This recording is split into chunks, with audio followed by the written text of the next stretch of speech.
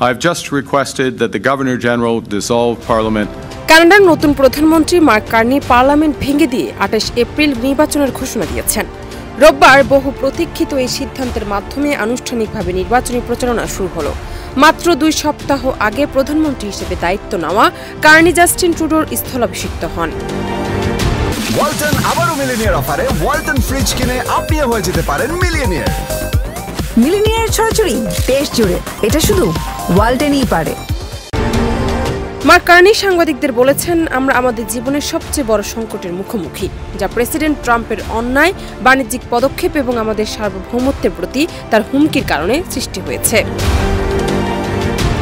তিনি আরও বলেছেন, আমি কানাডার জনগণের কাছে শক্তিশালী ইতিবাচক সমর্থন চাই, যাতে আমরা প্রেসিডেন্ট ট্রাম্পের সঙ্গে কার্যকরভাবে মোকাবেলা করতে পারি এবং এমন একটি নতুন কানাডিয়ান অর্থনীতি গড়ে তুলতে পারি যা সবার জন্য কাজ করবে। কারণ আমি জানি আমাদের পরিবর্তন দরকার, বড় পরিবর্তন, ইতিবাচক পরিবর্তন।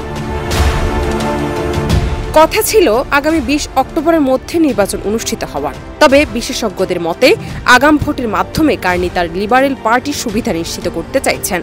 ট্রুডোর জানুয়ারি মাসে পদত্যাগের ঘোষণা এবং ট্রাম্পের হুমকির পর থেকে লিবারেলদের প্রতি জনসমর্থন বেড়েছে। মার্কিন প্রেসিডেন্টের শুল্ক আরোপ এবং কানাডাকে যুক্তরাষ্ট্রের অংশ হিসেবে অন্তর্ভুক্ত করার দাবির ফলে জনগণের মধ্যে ক্ষোভ ও অনিশ্চয়তা তৈরি হয়েছে। তবে কানাডার সরকার যেভাবে কঠোর ও ঐক্যবদ্ধভাবে ওয়াশিংটনের প্রতি প্রতিক্রিয়া দেখিয়েছে তা অনেক কানাডিয়ানের সমর্থন পেয়েছে। জান্নাত নিপু, দেশ রূপান্তর।